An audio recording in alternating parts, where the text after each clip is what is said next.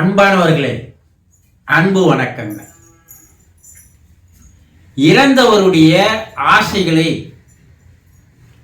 நிறைவேற்ற வேண்டுமா என்று ஒரு அன்பர் கேள்வி கேட்டிருக்கிறார். நாம் எல்லோரும் ஆசைகளோடு தானே வாழ்ந்து வருகிறோம். ஆசைகள் இல்லாத மனிதர்கள் இந்த உலகத்தில் இல்லவே இல்லை. ஏதோ ஒரு ஆசை இருந்து கொண்டுதான் இருக்கிறது. நாளைக்கு வாழ்வோம் என்பது கூட ஆசைதானே. இரவு நம்மால் சாப்பிட முடியும், இதுதான் வேண்டும் என்று சொல்கிறோமே, அதுவும் ஆசைதானே. ஆசைகளாலேதான் நம்முடைய வாழ்க்கை ஓடிக்கொண்டிருக்கிறது. ஆசை இல்லை என்றால் வாழ்க்கையே இல்லை. நம்முடைய வாழ்க்கை வண்டி ஓட ஆசை என்ற பெட்ரோல் தேவைப்படுகிறது இல்லையா? நாளை காலை எழுந்து கொள்வோம் என்பது ஆசைதான். ஒவ்வொரு பொருளும் நாம் சேர்த்துக் கொள்ள வேண்டும் என்பது ஆசைதான். நம்முடைய கனவுகளே ஆசைகளில் இருந்துதான் பிறக்கிறது. ஆசைகள், கனவுகள், எதிர்பார்ப்புகள் இவையெல்லாம் மனிதனுக்கு இருக்கக்கூடிய இயற்கையான இயல்புகள். ஒரு பழைய படத்தினுடைய ஒரு பாடல், ஆசையே அலை போலே நாமெல்லாம் அதன் மேலே ஓடம் போலே வாழ்கிறோமே வாழ்நாளிலே என்று பாடுவார்கள். ஆக ஒவ்வொரு மனிதனும் ஆசைகளோடு தான் வாழ்ந்து வருகிறான். நான் 80 வயசு வரைக்கும் வாழ்வேன் நினைப்பது ஆசை.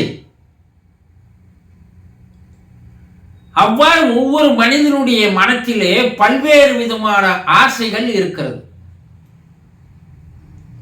ஒரு தந்தையாக இருந்தால் வீட்டை கட்டி பார்த்து விட வேண்டும், சொந்தமாக ஒரு வீடு கட்டிவிட வேண்டும் என்ற ஆசை இருக்கிறது. பாதி அளவிற்கு வீட்டை கட்டி இருக்கிறார், இன்னும் பாதி அளவு வீடு கட்டி முடிக்கப்படவில்லை, அதுக்குள்ளேயே இறந்து போகிறார். வீட்டை கட்டிடுவோம், கிரகப்பிரவேசம் பண்ணிடுவோம், இன்னொரு 6 மாதத்திலே என்று பல ஆசைகளோடு கனவுகளோடு வாழ்ந்தவர் எதிர்பார்க்காமல் இறப்பு. அப்ப அந்த ஆசை நிறைவேறவில்லையே. ஒருவர் இடம் வாங்கி வைத்திருக்கிறார், அதில் வீடு கட்ட வேண்டும் என்று நினைத்து கொண்டிருக்கிறார். அதற்காக ஏற்பாடுகளை செய்து வருகின்ற நேரத்தில் இறந்து போய்விடுகிறார். வீடு கட்டுவதற்கு இடம் வாங்கி தயாராகிவிட்டார், வீடு கட்ட முடியவில்லை. அது நிறைவேறாத ஆசை தானே. பிள்ளையை கல்லூரியில் +2 படிக்கிறான், பிள்ளையை கல்லூரியில் சேர்க்க வேண்டும் அடுத்த வருடம் என்று ஆசைகளோடு இருக்கிறார். தேர்வு ரிசல்ட் வந்து விட்டது, அவன் தேர்ச்சி பெற்று விட்டான். பல கல்லூரிகளுக்கு விண்ணப்பித்திருக்கிறார், எதிர்பாராமல் இறந்து விட்டார்.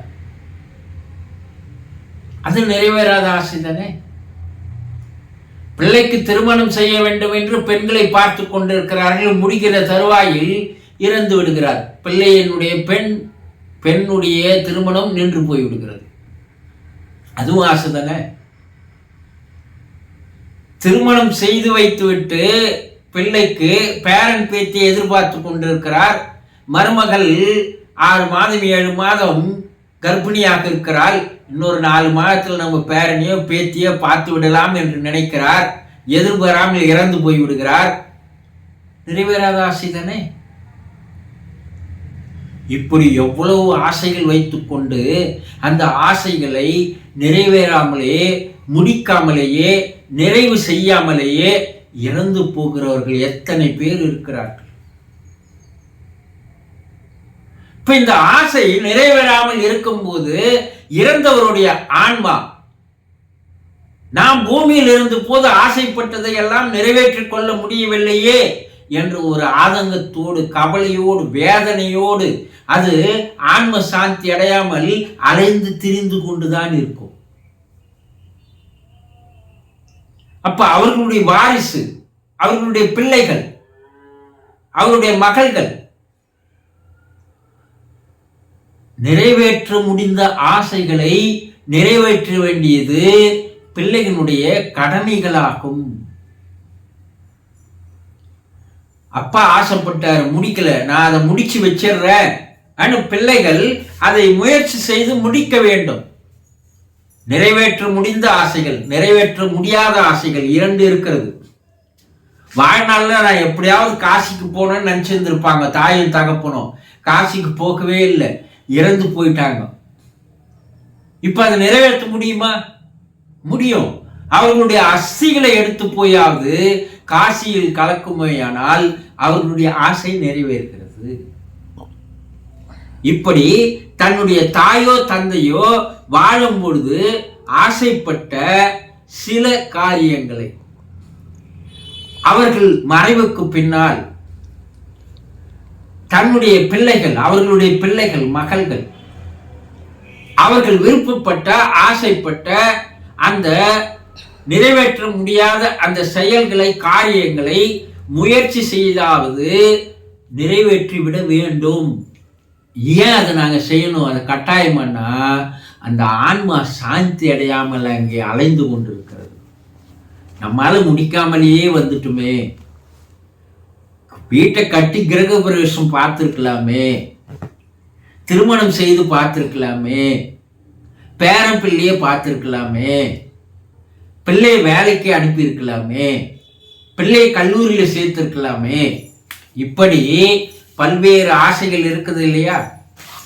அவருடைய இறப்புக்கு பின்னால் அவர் எதையெல்லாம் வாழும் பொழுது ஆசைப்பட்டாரோ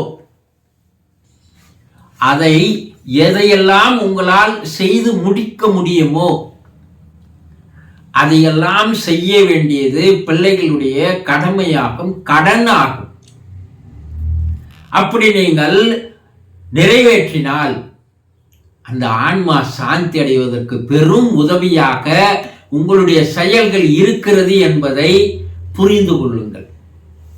அவர்களுடைய ஆசைகள் நிறைவேற்றாமல் நீங்கள் அதை புறக்கணித்து விட்டால் அந்த ஆன்மா பல ஆண்டுகள் ஆனாலும் சாந்தி அடையாமல் அலைந்த வண்ணமாக தான் இருக்கும்.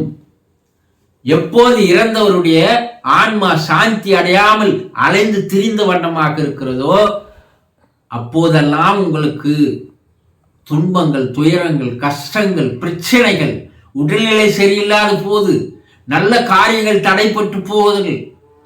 இப்படி குடும்பத்தில் பலவிதமான தொந்தரவுகள் உங்களுக்கு வந்து கொண்டுதான் இருக்கும். ஆக தாயோ தகப்பனோ கணவனோ மனைவியோ வாழும் பொழுது ஆசைப்பட்டு நிறைவேற்ற முடியாமல் அந்த ஆசைகளை இறந்து போயிருந்தால் இருப்பவர்கள் அந்த நிறைவேற்ற முடியாத ஆசைகளை முடிந்த அளவு நீங்கள் நிறைவேற்றினால் உங்களுடைய கடனை கழித்தது போல, உங்களுடைய கடமையை சரிவர செய்தது போல உங்களுக்கும் ஒரு மன திருப்தி, இறந்து போன ஆன்மாவுக்கும் ஒரு மன திருப்தி. அதனால் அதுவும் ஆத்ம சாந்தி அடையும் போது உங்களுக்கு தெய்வமாக இருந்து அது பாதுகாத்து வரும் என்பதை நம்புங்கள். புரிந்து கொண்டீர்களா? சந்தோஷம்.